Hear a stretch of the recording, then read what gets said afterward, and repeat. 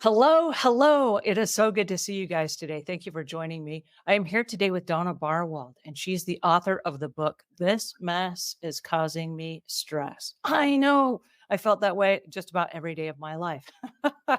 And here we are today, going to have a real conversation. Now, she's a professional organizer, and I know many of us want to clean our homes, but we can't clean until our homes are organized and we can actually get to the places that we clean, right? Please help me welcome Donna Barwald. Hey, Donna. Hi, thanks very much for having me. So, Donna, I'm curious, what provoked the book? Well, I turned 60 and I thought, okay, I'm not going to be physically organizing for the rest of my life. And I thought, oh, you know what? I wanted to get everything that I know down. So, well, number one, so I feel like I've accomplished something and I can pass on the knowledge, even if I'm not physically there with you.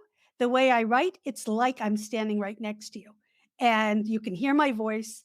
I've got funny expressions. And I really wanted to make my voice heard because there's a lot of things that people say and know and do that I don't think are necessarily practical. I mean, people watch Marie Kondo and they pulls everything out of the closet and stuffs it on the bed and it's so overwhelming and I don't know how anybody can get through that.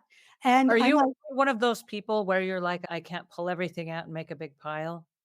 yeah, because visual clutter causes stress. And if you do it in little chunks, then it's going to be much better. Plus, you need to know what you're looking for before you pull everything out. And Oh, what if you wow. get called away? I'm practical. I've got a kid. In fact, I've got an autistic kid. If my kid decides at some point that they need me and I get pulled away, and then I get tired because whatever they needed me for was exhausting, then I've got this big pile on my bed. And now the moment's over and I don't want to do that. But the other thing is people are on this decluttering kick. Okay. Yes, it's important, but there's more. There's organizing comes after decluttering and then cleaning comes after organizing. And you need all three. And people are like focused on what to get rid of. I have too much stuff. I have too much stuff. My big thing is you don't have too much stuff. You have the wrong stuff and it's hurting your mental health. The wrong Mm. stuff are things like duplicates because you can't find the first one, so you go out and buy the second one. And then you've got triplicates because now you can't find the first two, or things that don't feel good. People talk about being attached to things, sentimental things, they have good feelings and they don't want to get rid of things. But people keep things that give them bad feelings and then they feel bad about themselves. And that's the kind of stuff that's the wrong stuff.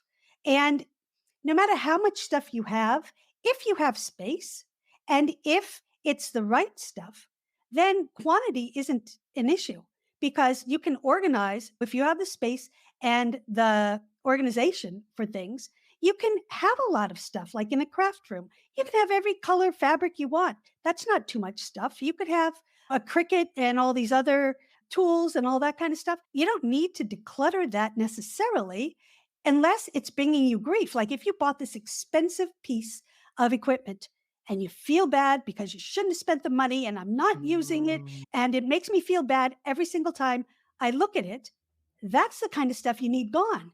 A lot of Mhm. times I've had clients who keep their divorce papers. Okay, you need like the certificate of divorce or whatever it's called to show people with a name change or something like that. But all the back and forth between the spouse and all the animosity, We don't have to keep all that. yeah, why? You're not a presidential library. You Right. don't have to keep every single thing to document your life. And if it's going to make you feel bad, get it out of there.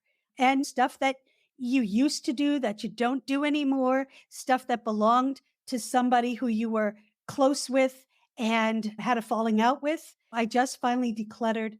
I decluttered books because I moved into this office and I Mhm. took a bookshelf and I looked at all of my books and I had books that were signed, dedicated by a person I had a falling out with. And it hurts me every single time that I think about it because I was very close, very involved in her life, and she was very involved in my life. And finally, I'm like, oh, plus my kid changed their name and doesn't Mm. want to see their original name. So a book Mm. signed to Joshua from the friend, it hurts me when I see it. So I'm like, Mhm. you know what? Even though it's signed And people feel like, I can't get rid of a gift. You have to, if it's going to cause you grief. That's the wrong stuff to have. Oh my goodness, this is so awesome. We've learned so much from you today, and we're gonna have you back. This is just phenomenal. I could just listen to you all day, and we've learned so much. Awesome. It's Thank been a you so much pleasure. for joining us today. This show doesn't mean anything unless you guys show up, unless we get your comments, and unless we get your feedback. So I really want to thank you for going along on this ride with us. And thank you again, Donna, for joining us. This Thank was you. so insightful and very helpful.